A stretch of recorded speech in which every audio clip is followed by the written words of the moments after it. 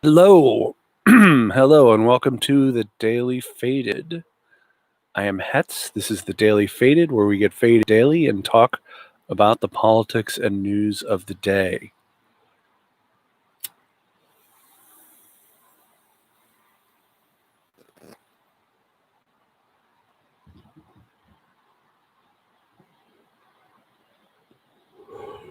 I'm a little worried about this stream tonight because my bowl is almost cashed. And if I have to stop and repack the bowl in the middle of the live stream, that could slow things down. So I'm hoping that won't happen. Welcome to the Daily Faded. Today is May 27th, 2020. Got a lot to talk about tonight. A whole lot to talk about, actually. First, we're going to talk about COVID cases. The deaths are slowing down a little bit, so that's good. Worldwide, it's over 5.7 million cases and over 357,000 deaths. In the US, it's over 1.7 million cases confirmed and 101,700 deaths in the United States. Here in California, we're over 101,000 confirmed cases and 3,955 deaths. So we're knocking on that number 4,000 in California. Every life a tragedy, every life lost a tragedy. A brother, a sister, a mother, a father, an uncle, an aunt, a cousin, a daughter, a son. I'm really getting tired of this death toll thing. I'm really getting tired of it.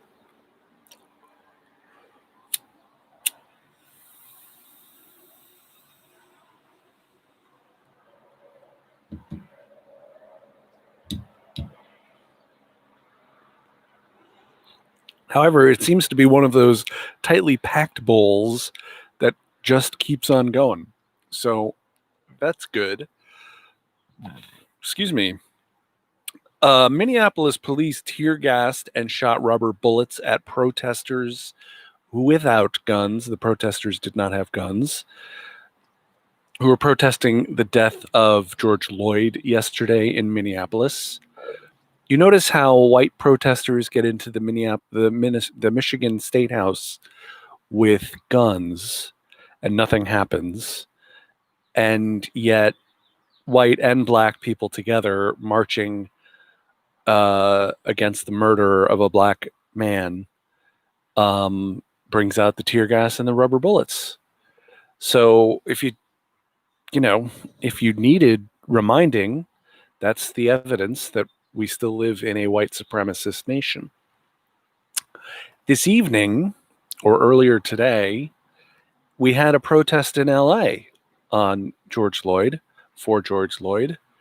Most of the protesters were wearing masks and socially distancing while they shut down the 101 freeway near downtown tonight. Go LA protesters. I'm very excited about that.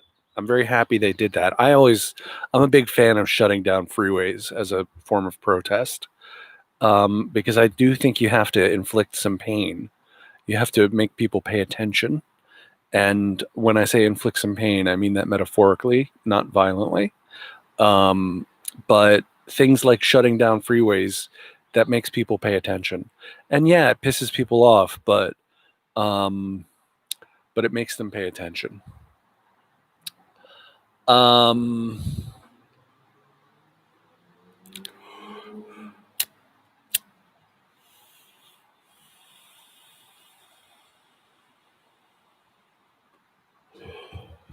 Whatever. We're off to a slow start this evening, this afternoon, tonight. Sorry about that. So the LA Times. President Trump threatened to regulate or shutter social media companies, a warning apparently aimed at Twitter after it began fact-checking his tweets. In a pair of tweets Wednesday morning, Trump accused social media sites of trying to silence conservative voices and need to change course or face action. It is questionable whether Trump has any authority to shut down social media networks, which are run by publicly traded companies and used by billions of people all over the world. Such measures would require action by Congress or the Federal Communications Commission. Well, I don't know much about the current FCC, but if it's full of Trump appointees, then don't count them out. Republicans feel that social media platforms totally silence conservative voices. We will strongly regulate or close them down before we can ever allow this to happen, he said Wednesday in a second tweet. He added, just like we can't let large-scale mail-in ballots take root in our country. So he's going to shut down Twitter, and he's going to shut down the election.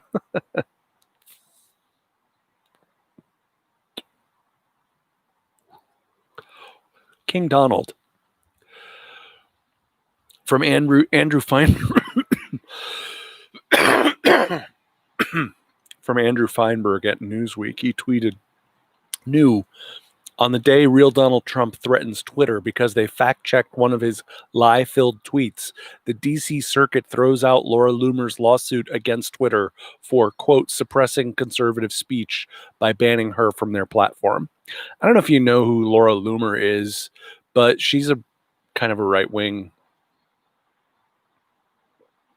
person. Shitster, troublemaker, whatever you want to call her. And she got banned from Twitter. I don't remember what for.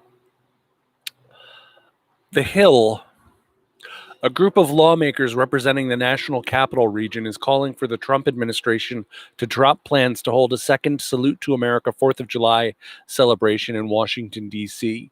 Trump's Salute to America rally in 2019 brought thousands of people to Washington, D.C. and the National Mall. The event was capped with a speech from the president at the steps of the Lincoln Memorial and featured a fireworks show and a flyover by the U.S. Navy Blue Angels. Trump has a thing about the Lincoln Memorial. He really likes to compare himself to Lincoln. He gave a town hall to Fox recently, where it was just two reporters asking him questions from 6 feet away. But they were set up at the Lincoln. They did it at the Lincoln Memorial. It was so absurd. It was so ridiculous looking. And for anyone to believe that Trump is some kind of Lincoln, give me a break. So yeah, the 4th of July celebration in DC would be a bad idea. It would be a bad idea right now. But the other thing is we'll know by July what effect Memorial Day had. We saw crowds in all kinds of places this weekend, and by July we'll know whether or not that caused a definite increase in cases and or deaths. Mike Pompeo has declared Hong Kong is no longer autonomous from China, which is going to mean the renegotiation or cancellation of trade deals worth billions of dollars in trade that we do with Hong Kong. I don't know how Hong Kong can remain an international finance capital if it loses its autonomy, and just becomes a wing of the Chinese Communist Party. It's going to be interesting to see what happens. Slowly, Hong Kong is losing. Education Secretary Betsy DeVos, see, I had a lot of little news items to get through today, says she will force public school superintendents to share coronavirus rescue funds with private schools, some of which are facing ruin. We should abolish private schools like in Finland. All private schools do is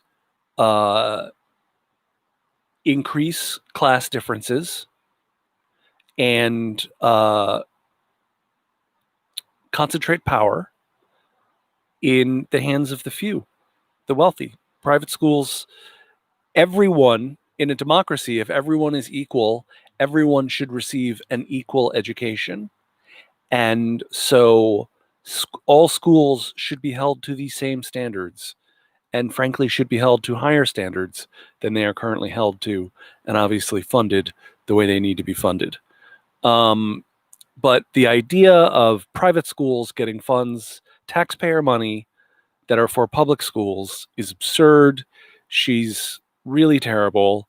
God damn it, I can't wait to get rid of this administration.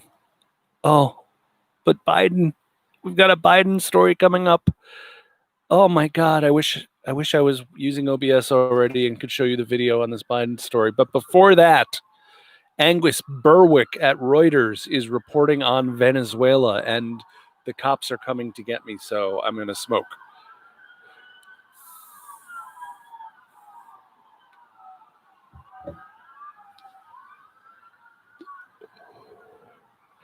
I hope you're smoking too, or having a drink, or eating an Oreo, or doing whatever you like to do at 8:11 at night. Thank you for being with us tonight. Thank you for my subscribers and my loyal audience members. I really appreciate you guys. Angus Berwick at Reuters is reporting Venezuelan First Lady Celia Flores has a long record as the power behind Maduro. First Lady Celia Flores in Venezuela. Now, with the help of her jailed ex-bodyguard, the U.S. is preparing to charge her with drug trafficking and corruption. Now, this article was really an interesting piece, which is why I wanted to mention the writer's name, Angus Berwick. I mean, he did a good job. It was a long article. It was an in-depth article. It had a bit of personal history about Celia Flores, which was interesting. But all of the sources in the article were American sources, or sources that are pro-Guaido, supporting the coup, supporting the long, slow attempt to overthrow Nicolas Maduro. They had no Venezuelan references. They had no Venezuelan sources. So it was a completely one-sided article. It's the kind of article that makes you think, oh, I'm getting a real in-depth look at this foreign person, this foreign leader, who she clearly is the second most powerful person in Maduro's regime, at least according to this article. You think you're getting educated, but if you don't read carefully and notice that they can't get a response from anyone who's in Venezuela, and they don't go to any Venezuelan experts, and literally everything is either from her ex-bodyguard who hates her and is talking about her now. So it just makes me question the whole thing. Look, am I saying that the First Lady of Venezuela is innocent and has done no wrong? Of course not. I would never say that about Nicolas Maduro either. I'm sure they're bad people. I think most people who are in those positions are probably bad people, or at least they do bad things. But I don't think we should be interfering in Venezuela's business, to tell you the truth. I just don't think we should be there. It's yet another attempt at a coup of a left-wing leader that we don't like. And fucking who was it? John Bolton. John Bolton went right on Fox News and said the Venezuelan oil reserves should be a lot of work for American oil companies and provide a lot of jobs for American oil companies. And that's when he was promoting Juan Guaido, who is not the president of Venezuela, no matter what these people say. So the article was interesting, but one-sided. CNN, Dr. Anthony Fauci recommended reserving judgment for now on whether or not to hold the Democratic and Republican conventions that are scheduled to take place in August during the coronavirus pandemic. No, they shouldn't have them. I don't know what they should do to fix it, but it's crazy to have those conventions. And I'm sure Fauci is just being conservative and political in phrasing it that way. Boeing announced Wednesday that it would lay off 6,770 workers across its U.S. facilities. This is after already laying off 5,520 workers in so-called voluntary layoffs. I've never heard of a voluntary layoff. And with the announcement that thousands more would also be laid off, with an announcement coming at a later date for the later layoffs. So we give Boeing lots of money and they lay off all their workers. And then other breaking news, well, in the afternoon it was breaking news. You probably heard it already. SpaceX and NASA called off their big launch today. It would have been the first time we sent astronauts up from America in over a decade, and almost a decade.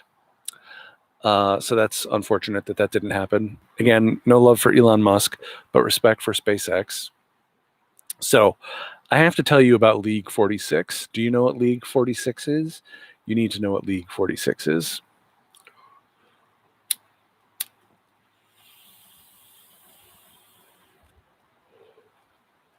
Yeah, I'm starting to think that one is cached. And I don't want to put you through the whole rigmarole of me packing another bowl.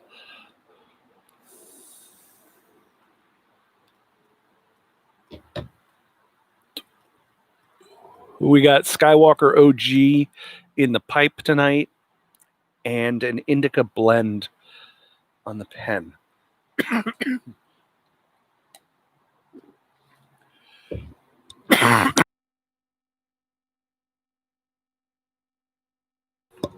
So, Joe Biden is reaching out to younger voters.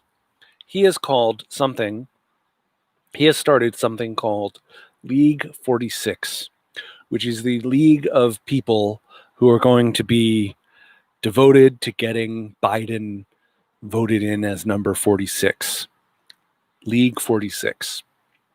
They had a launch video that was truly lame, with terrible voiceover, bad graphics, and they say, what is the league?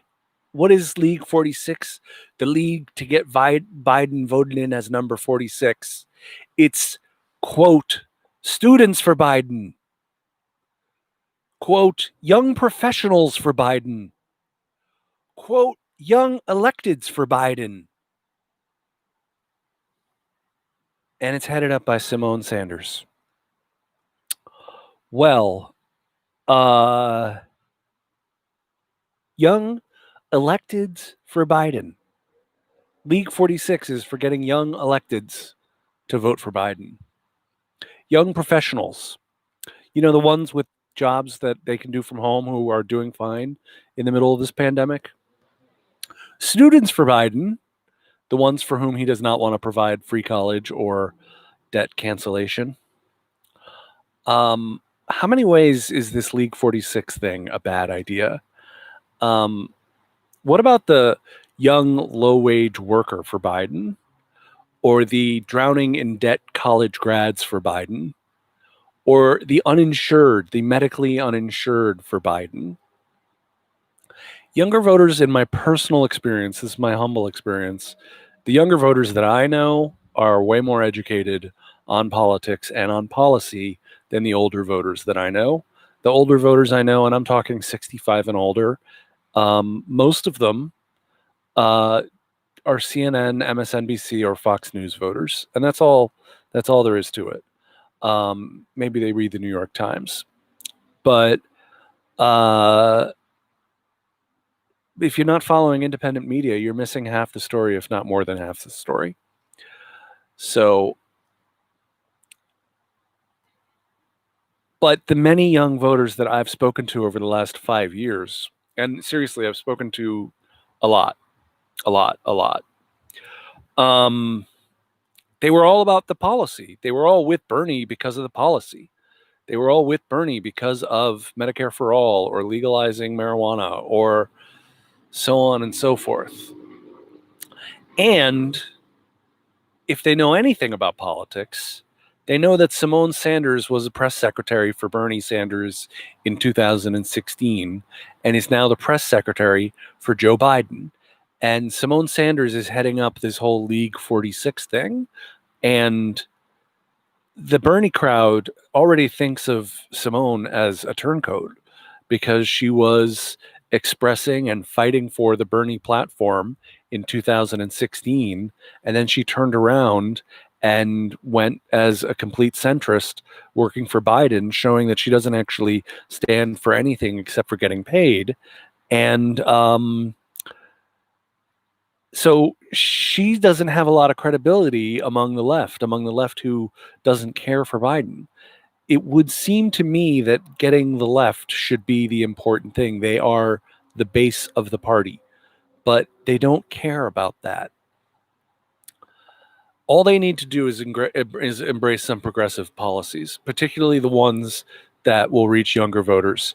I say if Biden wants to get younger voters, he should say that he'll legalize marijuana completely on day one of his presidency by executive order, which he can do, which is totally legal. He should also say he's going to cancel student debt. He should just have a come to Jesus moment on that and say he's going to cancel student debt. You'd get the highest turnout from younger voters that you've seen certainly since Obama, and maybe even more so than Obama. It would be a big deal. This League 46 thing, this flashy whatever it is, I it's a Hey Kids video. Hey kids, what's that quote? Oh fuck. The one where the movie where Steve Buscemi goes into a high school as a high school teenager. Anyway, and Bernie performed well all the way up to 45.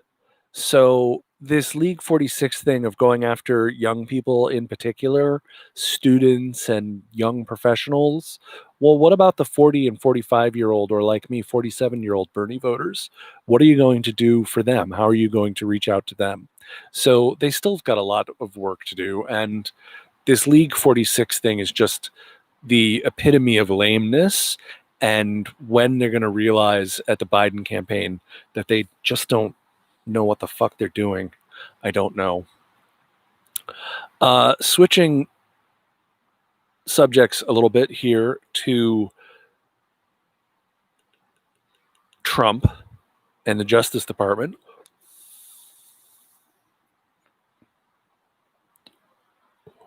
This is from The Hill. The Justice Department said on Wednesday that it opposes House proposed changes to surveillance reform legislation and will urge President Trump to veto the bill if it reaches his desk. The statement from Assistant Attorney General Stephen Boyd is the latest setback for the legislation, which is currently scheduled to get a vote on the House floor on Wednesday after Trump on Tuesday night urged GOP opposition to vote against it. You see what an opposition party does?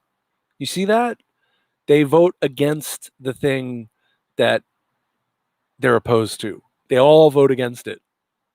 They all vote against it. The Democrats don't do that as an opposition party. Not a single Democrat voted against the CARES Act.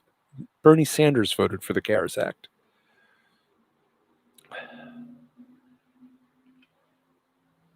The veto threat from the Justice Department is a marked shift from March, when Attorney General William Barr helped negotiate the initial version of the bill with House leadership. The bill was then approved by the House in a 278 to 136 vote. The bill reauthorizes 3 surveillance programs and makes some changes to the court established by the Foreign Intelligence Surveillance Act, FISA. But the Senate, when it took up the bill earlier this month, added language to create new legal protections for some FISA warrant applications, a change that garnered pushback from the Justice Department. So the Senate, all huffed up on so-called Obamagate, all in love with Michael Flynn, added some stuff to the surveillance reauthorization to make it a little bit harder to get a FISA application. Well, look, if you believe in FISA, then you don't believe in justice, because there should be no such thing as a secret court. The FISA process is completely closed to the public, and it needs to be abolished. The FISA Act needs to be repealed, and the whole thing needs to be abolished. It's an abomination. It's not justice, and they consistently are violating people's Fourth Amendment rights. There should be no secret courts in America, period. So let's see what the Democrats have to say about this. Instead, the House will vote on an additional amendment to the legislation as part of its debate on Wednesday that would tighten the limits on the FBI's ability to access Americans' web browsing history. Boyd warned that the Justice Department believes the proposed change from the House would weaken national security tools while doing nothing to address the abuses identified by the DOJ Inspector General. Given the cumulative negative effect of these legislative changes on the department's ability to identify and track terrorists and spies, the department must oppose the legislation now under consideration in the House. If passed, the Attorney General would recommend that the president veto the legislation, he added. So the Dems put their own Band-Aid on the legislation to appeal to exactly whom? I mean, is there a caucus for let's slightly limit the FBI's ability to look at our web browsing data? Is that a movement? Are there slogans about that? Are there signs? Slightly alter the FBI's ability to look at my web browsing history, yo.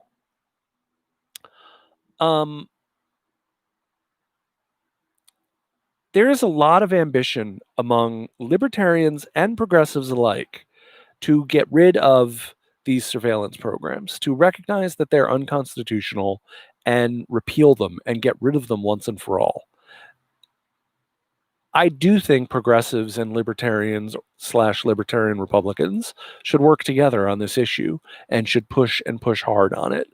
The problem is that the Democratic Party and the Republican Party are in complete agreement on issues regarding so-called national security.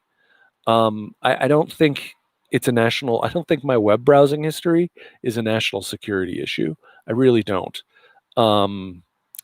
Yes, I've been reading about how to grow pot plants. True fact. So have at it at my web browsing history. But they have consensus, right? Neither of these changes matter. Neither of these changes do what needs to be done regarding the illegal surveillance programs.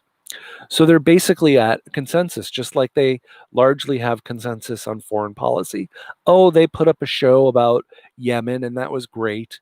But by and large, they have consensus on foreign policy and on American exceptionalism and on overthrowing Nicolas Maduro with Juan Guaido. They agree on all of these things. And the mainstream media gives its consent by simply not covering these things. This surveillance legislation, this issue of the Justice Department and the Trump veto, look, I don't care one way or the other on it because I don't think what they're doing is anywhere near close to the task. It's almost irrelevant what they're doing.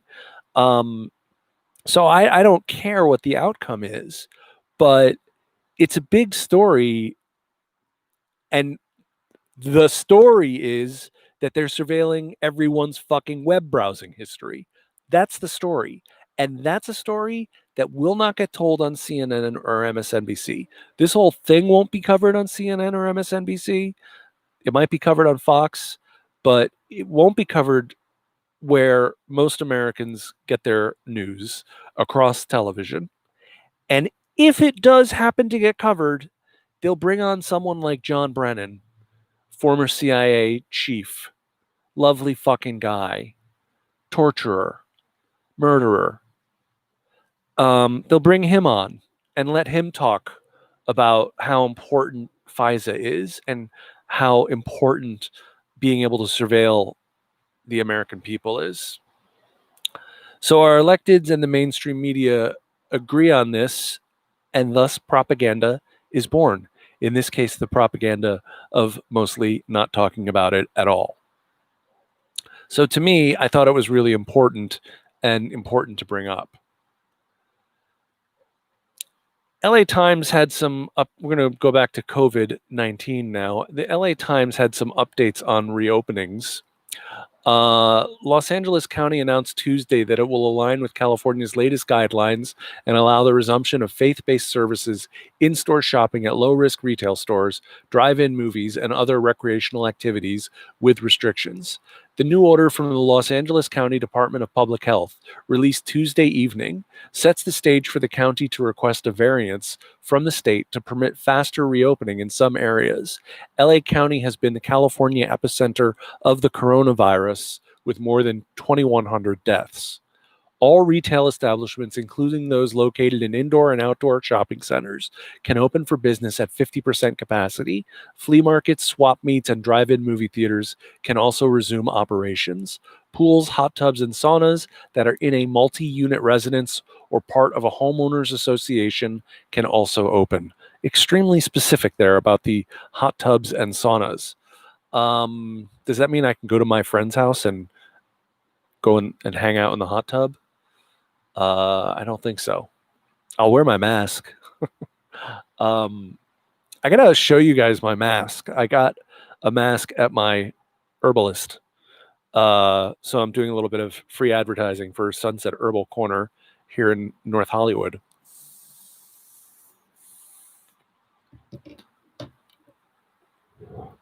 They are the dopest dope shop.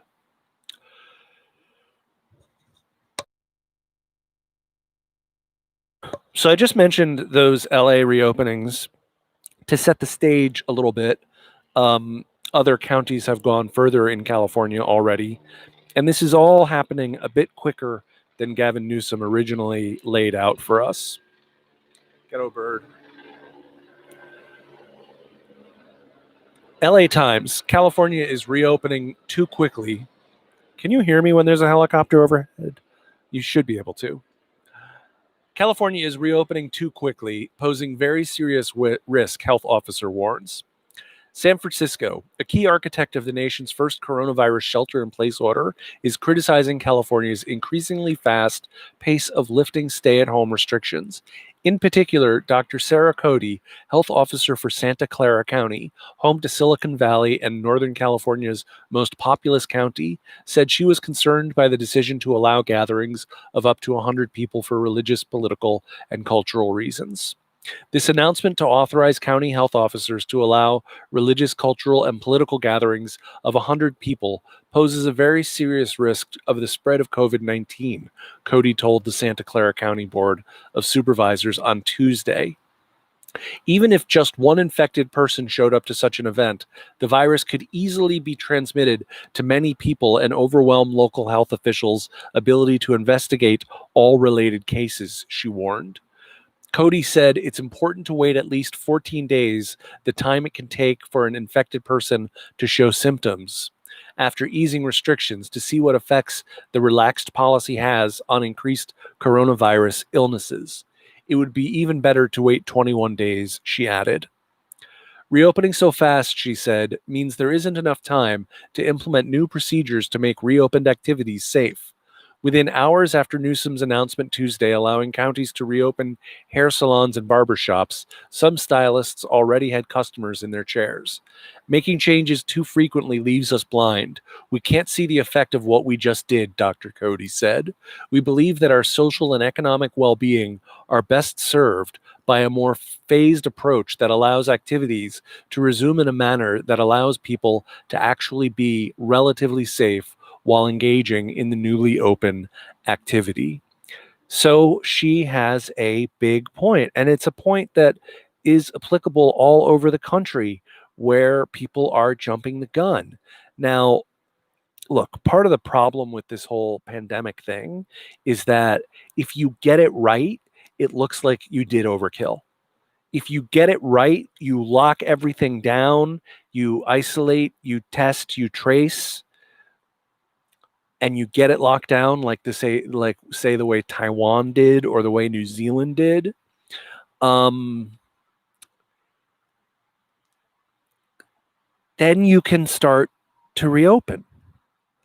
But when you still have new cases growing in several parts of the country.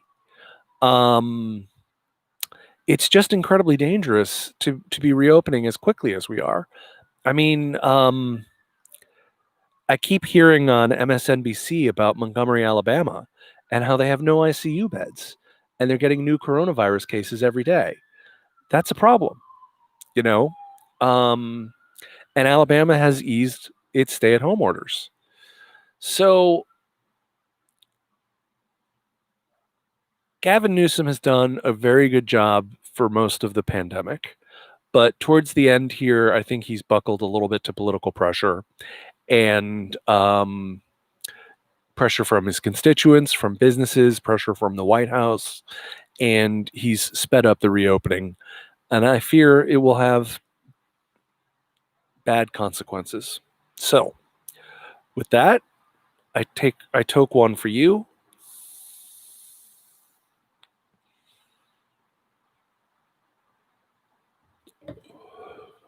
Please hit subscribe and hit the like button and share this stream. Thank you so much for being here with me tonight. And I'll see you tomorrow at 8 o'clock Pacific. Thanks a lot. Peace out.